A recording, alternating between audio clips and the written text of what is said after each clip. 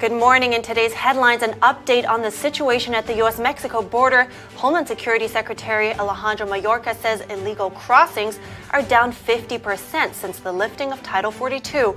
Others suggest it's all smoke and mirrors. Find out why. Hotels in New York City are being converted into shelters for illegal immigrants. And Texas continues busing migrants to Vice President Kamala Harris's neighborhood. We have the details. A tight election race in Turkey, a make-or-break runoff between incumbent President Erdogan and his chief challenger is looking likely.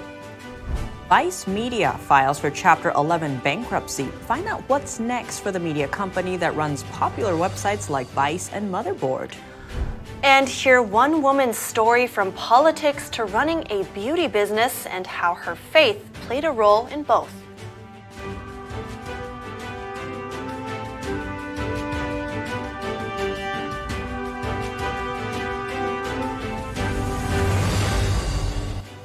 Good morning and welcome to NTD. I'm Tiffany Meyer in for Kevin Hogan. Good morning, I'm Evelyn Lee. Today is Monday. Happy Monday, everybody. It's May 15th, and you look great, Tiff, by the way. Thank you. I got it shortened. I feel lighter. I'm ready for summer. Yay! All right. We want to dive right into the news. We have a lot to get to.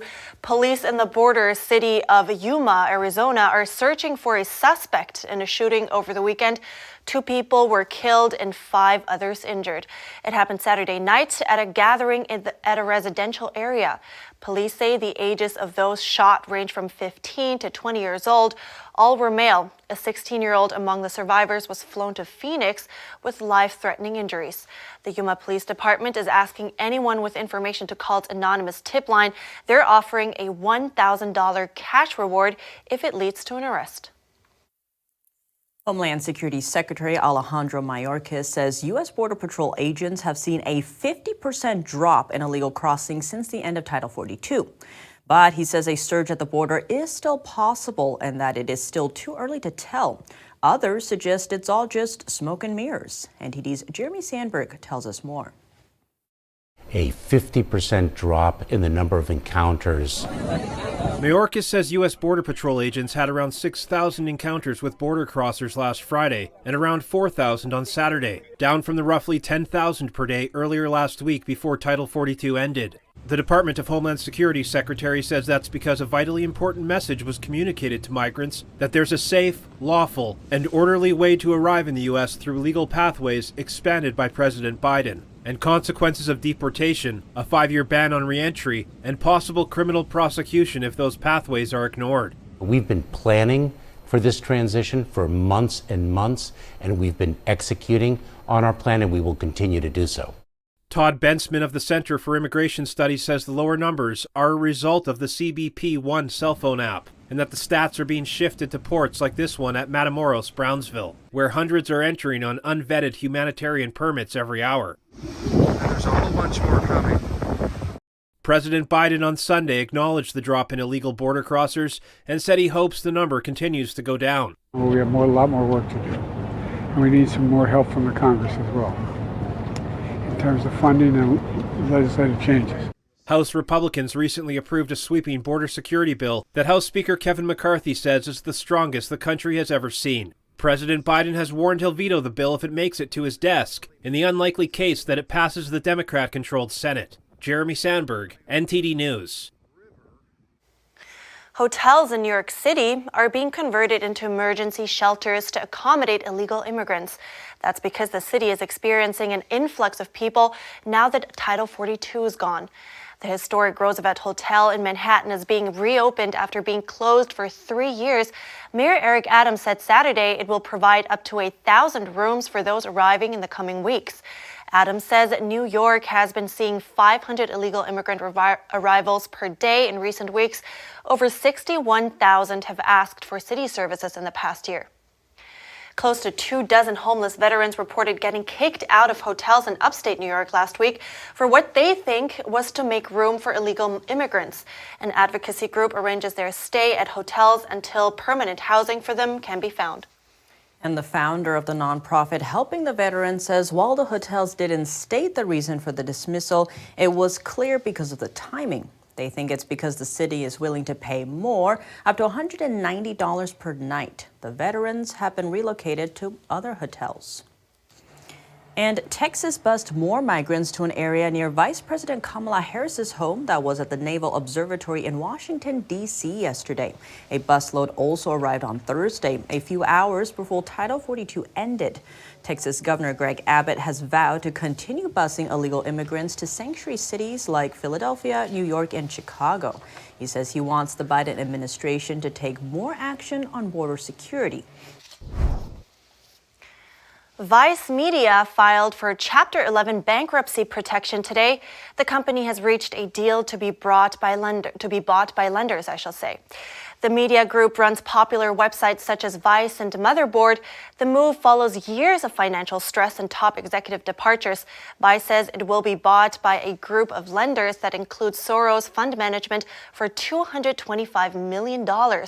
Vice was once valued at nearly $6 billion. It rose to prominence alongside its co-founder Shane Smith, who built his media empire from a single Canadian magazine. The company canceled its weekly news broadcast last month and cut more than 100 jobs. At least one person has died and close to a dozen were injured when a tornado hit a small community in southern Texas on Saturday. The tornado caused damage to homes and power lines. 2 people are listed as being in critical condition. NTD's Cost Jimenez has more. The tornado hit the unincorporated community of Laguna Heights at around 4 a.m. on Saturday, when most residents were asleep.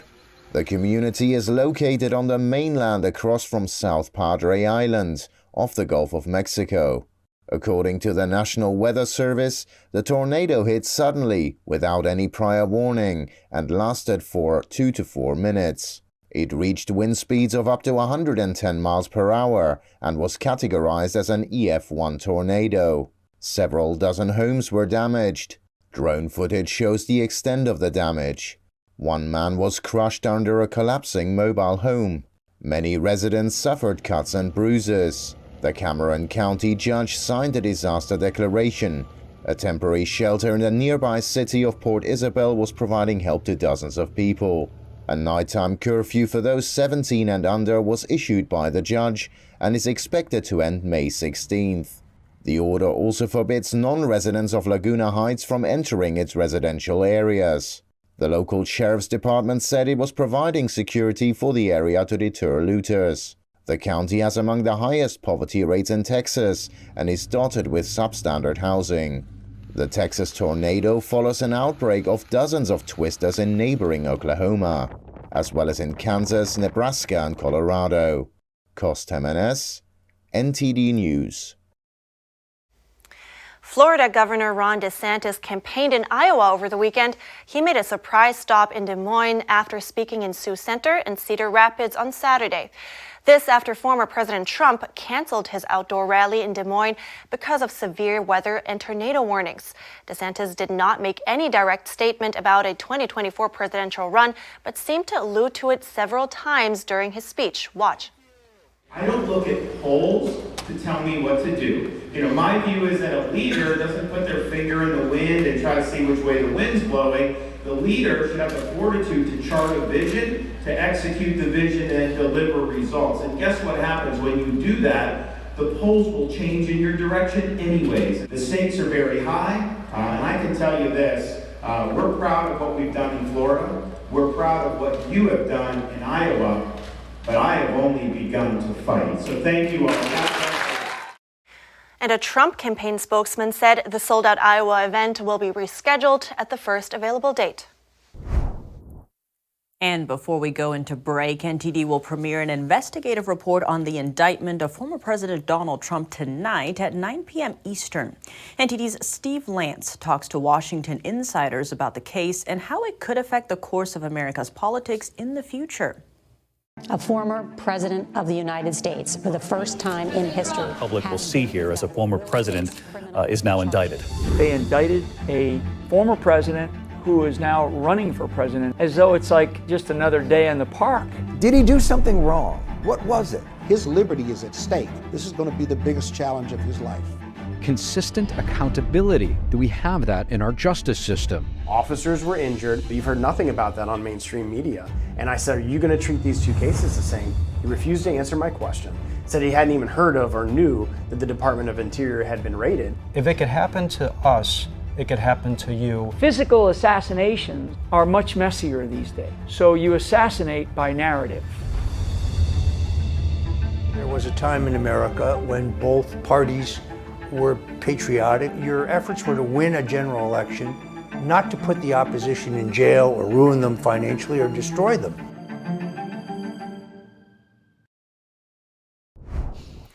Coming up, a look at the presidential election in Turkey. President Erdogan is locked in a tight election battle. Find out what happens next. And hear one woman's story from politics to running a beauty business and how her faith played a role in both.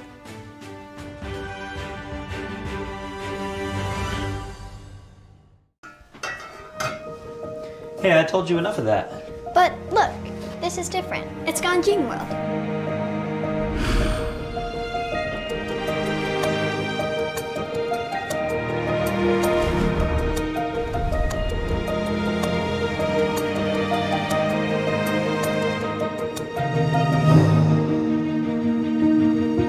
Ganjin World. Family-friendly entertainment.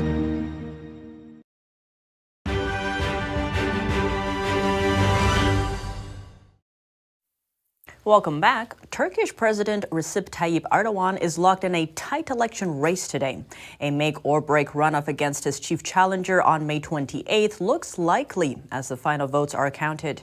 NTD's Daniel Monahan has more on the pivotal election. The unofficial results show Erdogan with just over 49% of the vote, while opposition leader Kemal Kılıçdaroğlu has 45%. Erdogan told supporters he believes he will be victorious and finish the round with over 50%, the threshold required for avoiding a runoff. He noted that votes from those living abroad, of which he garnered 60% in 2018, still need to be tallied. If our nation has made its choice in favor of a second round of the election, then that is also welcome. This year's election largely centered on domestic issues such as the economy, civil rights, and a February earthquake that killed more than 50,000 people. President Joe Biden chimed in on the election during a bicycle ride.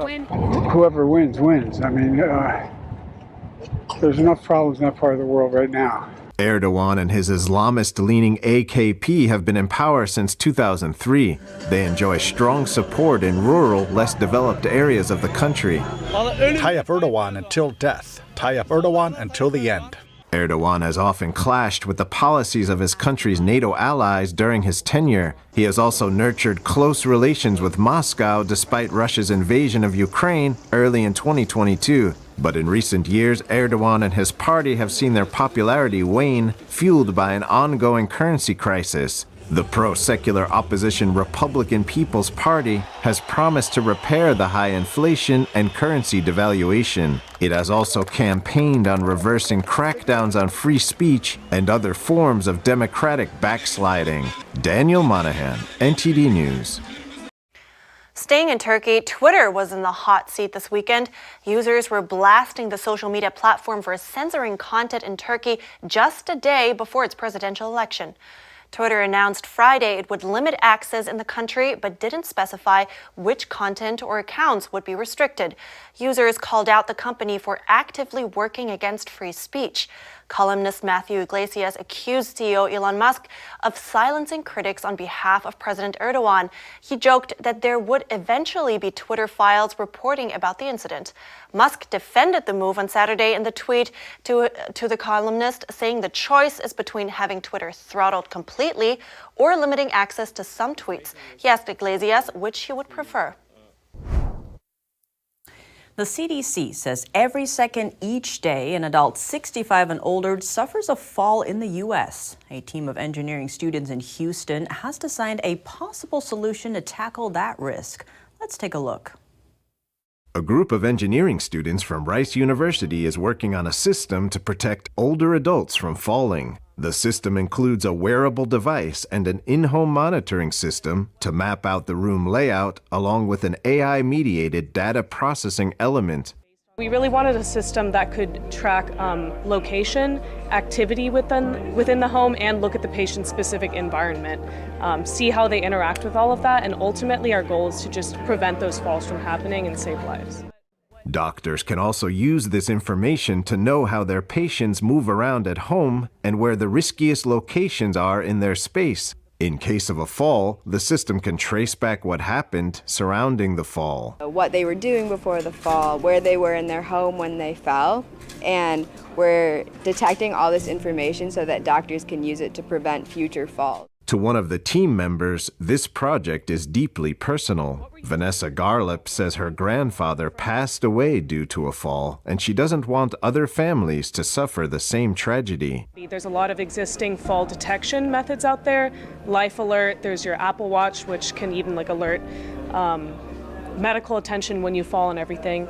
But what we really wanted to tap into was the fall prevention space. The project aims to reduce fall-related risks and healthcare costs for seniors. According to the CDC, 1 in 5 falls causes a serious injury, like broken bones or a head injury for seniors 65 and older. Reporting by Chi Huyn, NTD News. U.S. News has released its newest rankings for top law and medical schools.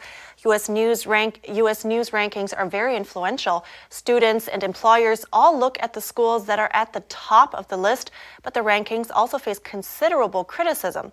NTD's Faye Quarter has more. U.S. News' rankings for top law and medical schools are out. In medical, Harvard Medical School remained in first place. Among law schools, Yale University, which has criticized these rankings a lot, kept the top spot. Prestige is not really what you should be looking for when you're sending your child to college or when you're picking a college for yourself. You should be looking for whether it's going to be something where I can do well and I can learn things and I can start my next stage of life. Jed McCosco is a professor at Wake Forest University. He says people use U.S. News to assess a school's prestige, but it's hard to measure intangibles. These may include school culture, the quality of teaching, and student engagement. U.S. News calculates its rankings based on many factors, such as graduation rates, social mobility, and faculty resources. For the more intangible aspects, it surveys experts, such as school presidents and deans. If a school has the resources to hire the most influential professors, well, then if you go to that school, you're going to be surrounded by influential professors. And the quality of education must be fairly high if a school consistently graduates very influential people. Schools have criticized ranking systems for years. Many top schools have even boycotted the rankings. Many say the rankings are unreliable and unfair, and that they skew educational priorities. Yale boycotted the rankings for penalizing law schools that focus on certain types of work above others. When you're saying that you're turning an entire school into a single number or a set of small indicators, the reality is it's just more nuanced than that. Kiara Del Tito Sherritt is the founder of CDS Education Consulting. She advises that when looking for a college, students should think about what they're hoping to accomplish, and then pick a college based on that. She also advises reading real reviews from students who've actually been to the schools. This is something U.S. News doesn't include in its rankings. Faye Quarter, NTD News. Next, from politics to running your own business, we sat down with Hope Harvard, founder and CEO of makeup company Hope Beauty, to learn about what role faith played in changing not just her life, but empowering women. Hope Harvard, thank you so much for joining us. Thank you for having me. And Hope, you're the founder of makeup company Hope Beauty. So tell us how you started on this journey. So I actually did not get my start in makeup, but in the political world. I went to Clemson University for political science, graduated, and went to work at the White House. I worked for President Trump in the West Wing for 2 years of his administration. And then after he left DC, I left too, came home to South Carolina, and I felt very lost for a period of time. I remember vividly asking the Lord for another opportunity to serve him and my country at the same time, because I loved having the purpose of getting to change culture for the kingdom of heaven.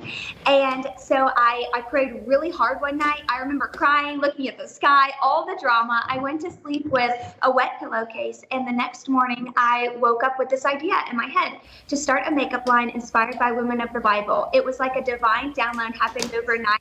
I was living with my mom at the time, and I got up and ran downstairs and was like, Mom, I'm going to start a makeup line inspired by women of the Bible. And she was like, yeah, that's great, honey. Go put your clothes on. We're going to go for a power walk. And during that 45-minute walk, I had an idea for almost every woman of the Bible of how we could tie her story into a piece of makeup to share the gospel, but to also root women's identities into the word of God, so that when they're getting ready, it's not just in vain. They're not stressing about all the things that they have to do, because I know there are other women out like me out there in the world. You know, you put on your makeup in a rush in the morning, you barely brush your hair and get out the door before you're thinking about the 50 gazillion things you've got to do on your to-do list today. Maybe your mom have got kids tugging on you, but you know, when I put on my Hope Beauty, it's like I recenter myself, focus on God. I don't focus on all the crazy to-do list things that I've got going on. I can just remember who I am in God and what he wants me to do for the day, which is honor him in everything that we've got to do. And Hope, you mentioned your earlier political background, and then now you're a business owner. So what's your favorite aspect of this job? Definitely just getting to minister to women. I received testimony after testimony from women who have told me that they never felt beautiful in their own skin, that they caked on the makeup every single day trying to hide what was underneath the makeup, who God actually made them to be. And when they found Hope Beauty, it was like an awakening experience for their hearts to know that we don't put on makeup to change who we are or to change who God made us to be. It's just an enhancement and highlighting the wonderful features that God already made us. That's why, you know, I've got my Marvelous Mascara right here. That's why we called Marvelous Mascara, because we are fearfully, wonderfully, and marvelously made by God. So I had one girl tell me that she always sat on the school bus with her head down and her hood on because she hated her curly hair and she didn't like her face. She's like, I hated my nose, I hated my cheeks, I hated my eyes, I didn't like anything about me. But then I found you, and you encouraged me to go to the Word and see what God actually had to say about me. And she said that when she first got her Hope Beauty and she put it on, she read the scriptures of Song of Songs that says, you are altogether lovely, darling, and there is no flaw in you. And she cried when she put on her Hope Beauty.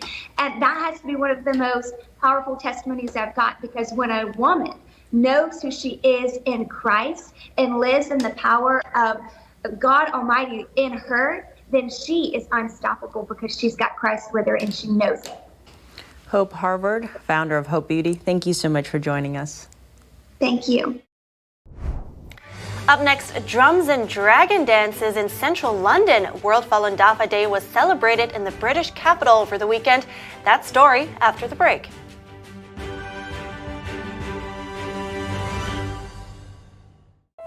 The Fixture Pioneer, CGM.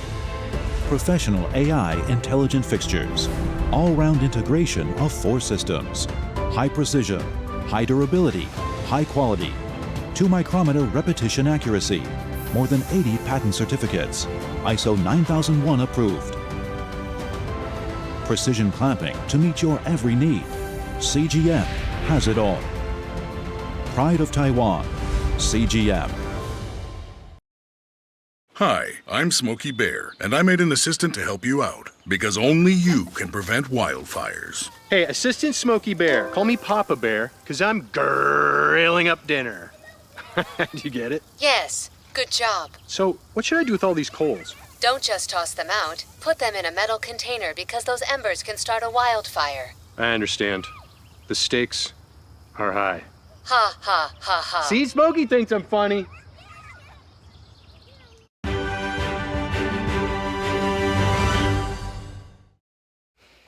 Good to have you back. Drums and dragon dances brought joy to central London in celebration of Falun Dafa, also known as Falun Gong, an ancient practice based on moral teachings and slow-moving exercises. NTD's Jane Werrell sent us this report from London.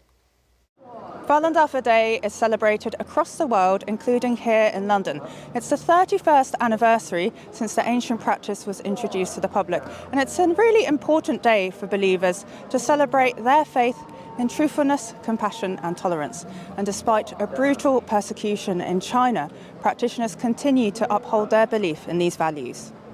Many practitioners have come under pressure to give up their beliefs, and yet so many have not done so.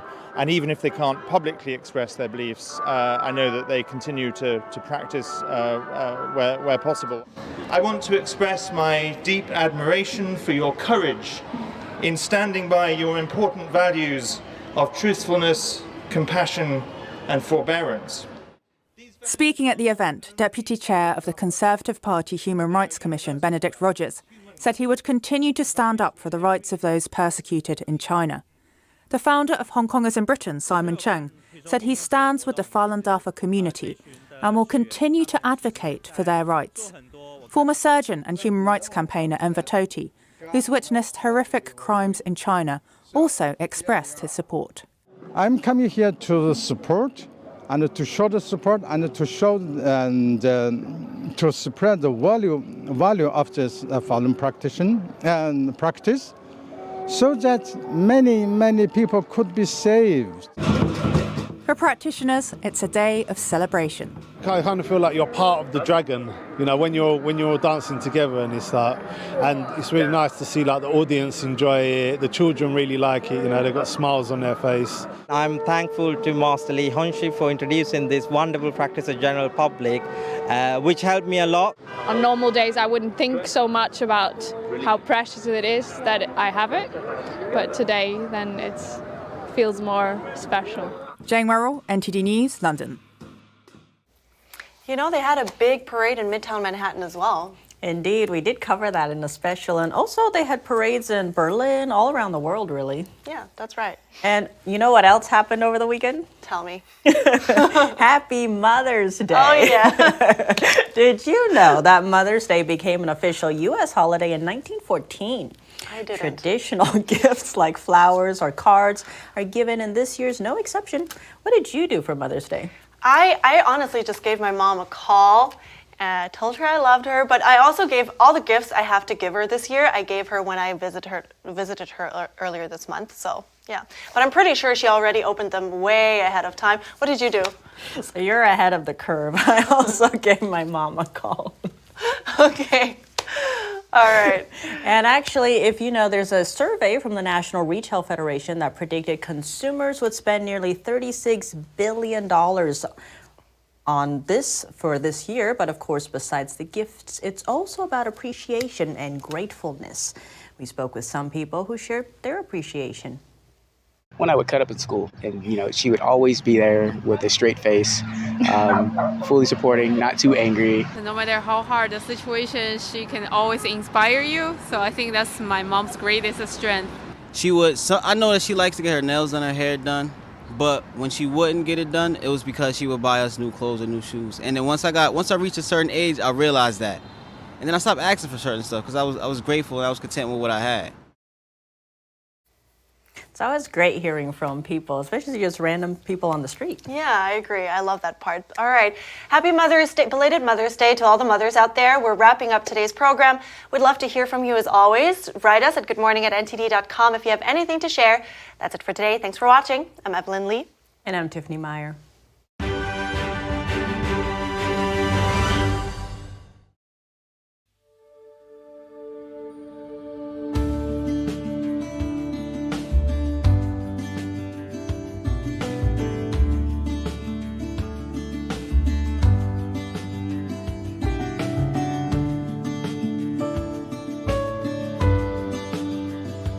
Thanks for watching us on YouTube. Did you know YouTube only keeps selective videos on its platform? So if you want to make sure you get the full picture, just subscribe to our newsletter. Go to newsletter.ntd.com and sign up. It's free.